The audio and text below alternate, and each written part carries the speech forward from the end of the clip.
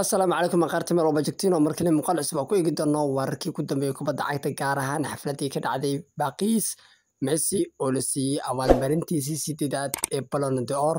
Meeshu abaalmarintu waxay ahayd boqol isla ogaayo marka ugu dambeyn Messi farta ayaa laga saaray abaalmarintiisa. Xafladii caawana abaalmarino dhowr ayaa la bixiyo dadka qaar xatee waa la sawir siiyay. war haddii aan muuqaalka ka hesho oo la garay kana subscribe noo saar abaalmarintii caawa lagu bixinayay abaalmarinta Ballon d'Or ee bixisa majalada French Football ee ka dhisan dalka Faransiiska gaar ahaan magaalada Paris. Caawa markii sideedaad waxaa abaalmarinta farta laga saaray Lionel Messi. wiilka reer Argentine ayaa xulkiisa ku hogaamiyay ku guuleysiga koobkii adduunka ee ka dhacay Qatar. sidaa daraadeedna waxaa lagu abaalmariyay kubadda dahabiga ah ama abaalmarinta loo yaqaan Ballon d'Or. Lionel Messi ayaana markiisii ugu horeysay aysan ahayn middan, waana markiisii sideedaad. bal u tiri 1 2 3 4 5 6 7 waa 8. Lionel Messi ayaa haatan 3 abaalmarin ka sareeya ninka ay ku xifaaltamaan saaxadda kubadda cagta ee Ronaldo. ninkaas ayaana u wareegay dhanka iyo Sacuudiga.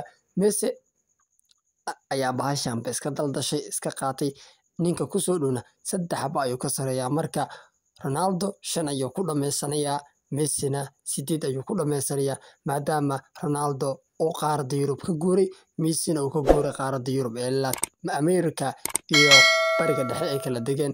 Lionel Messi ayaa abaalmarintan sideedaad haatan qaatay. abaalmarintiisii koowaad wuxuuna qaatay 2008 10 uu ku darsaday 11 ugu dar 12 ugu dar 15 19 21 lagu daray 2023.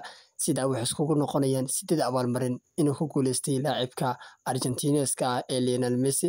sidoo kale Haaland ninkii ayaa abaalmarin ayaa la siiyay oo weeraryahanka ugu fiican dunida ayaa farta laga saaray. abaalmarintaas oo loo yaqaano Muller ninkii hore Bayern Munich iyo xulka Germany. ninkaas ayaana abaalmarin lagu naaneysay Haaland la siiyay. dhinaca kale Jude Bellingham ayaa la siiyay laacibka ugu da'da yar caalamka. ninkaasoo bandhig cajiiba Borussia Dortmund iyo Real Madrid ka sameeyay. Emiliano Martinez lagama reebi karo goolahayii Argentina u sababta inay qaadaan koobka adduunka, isaguna abaalmarin ayaa la siiyay. ku daro ninka cunsuriyadda la dagaalamaya Finish, isaguna waxaa la siiyay abaalmarin kaleeto.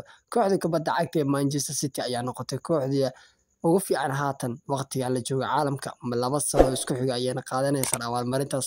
marka abaalmarinadii caawa la bixiyay kuwa ahaayeen war haddii aan muuqaalka hesho oo la garay kana subscribe noo saar.